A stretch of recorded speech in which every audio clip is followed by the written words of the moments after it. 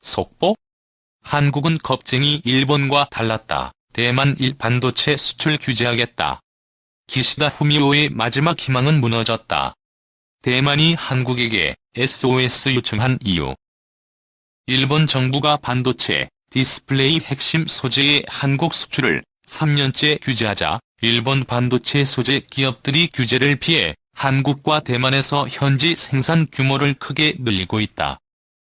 3일 니혼게이제이 신문에 따르면 도쿄오카공업은 인천 송도에 있는 기존 공장에 수십억 엔을 추가로 투자해 포토레지스트 생산 능력을 2018년에 비해 2배로 늘렸다. 포토레지스트는 실리콘 웨이퍼의 회로를 그리는 데 사용되는 반도체 핵심 소재다. 도쿄 증시 일부 상장사인 도쿄오카공업은 세계 최대 포토레지스트 생산업체다. 세계 시장 점유율이 25%에 달한다. 이 회사는 2012년 8월 인천에 TOK 첨단재료란 법인을 설립해 한국에 진출했다.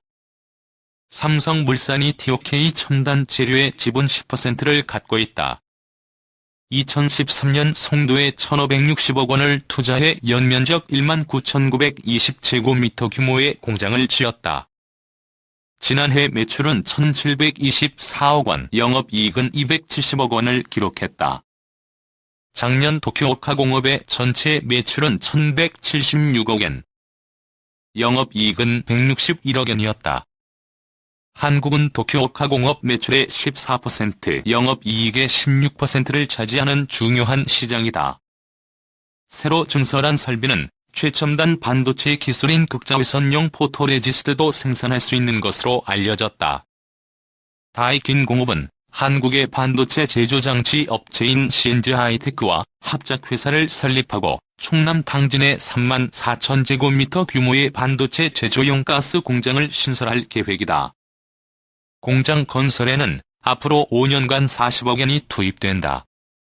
내년 10월부터 반도체 제조에 사용되는 에칭가스를 생산할 예정이다. 다이킨공업은 한국 반도체 제조용 가스 시장의 28%를 점유하고 있다. 그럼에도 한국에는 생산 공장이 없어 에칭가스를 전량 일본과 중국 공장에서 수입해왔다. 도쿄오카공업과 다이킨공업 모두 삼성전자와 SK하이닉스 등 한국 반도체 대기업의 소재를 공급하고 있다. 쇼와덴코 머티리얼즈도 2023년까지 200억 엔을 들여 한국과 대만에서 실리콘 웨이퍼 연마제와 배선기판 재료 생산 설비를 증설하기로 했다. 오는 10월 경기 안산에 새 공장을 지어 생산 능력을 30% 끌어올릴 계획이다. 이 회사는 SK 머티리얼즈와 합작법인인 SK 쇼와덴코를 세워 한국에 진출했다. 일본은행의 국제수지 통계에 따르면 일본 화학기업의 한국 직접 투자 규모는 매년 증가하고 있다. 이런 흐름을 주도하는 것이 반도체 관련 소재 기업의 투자라고 니혼게이제이는 전했다. 업계에선 일본 정부의 수출 규제가 일본 반도체 기업들이 잇따라 한국의 생산 공장을 늘리는 이유라고 보고 있다. 일본 정부는 2019년 7월 1일 반도체, 디스플레이 핵심 소재인 포토레지스트, 플루오린 폴리미드, 에칭가스 등 3가지 품목의 한국 수출 규제를 대폭 강화했다. 이전까지는 일본 기업들이 3개 품목을 한국에 수출할 때 한 번만 종합 허가를 받으면 돼 사실상 자유롭게 교역이 가능했다. 수출 규제 후에는 일본 기업들이 계약 건별로 일본 경제산업성의 허가를 받아야 한다. 같은 해 8월에는 수출 절차 간소화 국가 목록인 화이트리스트에서 한국을 제외했다. 전략물자 1,100여 개 품목에 대한 수출 심사가 건별 허가 방식으로 바뀌면서 제출 서류가 늘어나는 등 통관 절차가 까다로워졌다. 일본에서 생산한 제품을 한국에 수출하는 기존 방식을 고수해서는 사업을 원활하게 유지하기 어렵다는 게 일본 기업들의 인식이다. 불화수소를 한국에 수출하는 스텔라케미파는 2년째 관련 상품 매출이 30% 가까이 감소했다. 반면 한국의 공장에서 반도체 소재를 생산하면 일본 정부의 규제를 받지 않아도 되기 때문에 일본 기업들이 현지 생산으로 전략을 바꾸게 됐다는 설명이다. 수출 규제 이후 한국 정부가 일본 의존도를 낮추기 위해 연구개발비를 보조하는 한편 일부 지역에선 세제 우대 조치를 하는 것도 일본 기업이 한국으로 몰리는 배경으로 꼽힌다. 일본의 한 반도체 기업 관계자는 미중 갈등과 한일 관계 악화 등으로 인해 갑작스럽게 공급망이 끊길 위험성이 높아져 현지에서 소재를 생산할 필요성이 점점 커지고 있다고 말했다. 이 일본 전직 관료의 단식이젠 일본은 한국과 경쟁조차 불가능한 신세.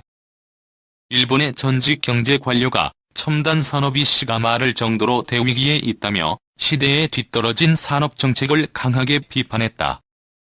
경제산업성 고위 간부 출신의 평론가인 고가 시게아키는 시사 주간지 주간 아사히에 대만 기업에 휘둘리는 슬픈 일본이라는 칼럼을 기고했다.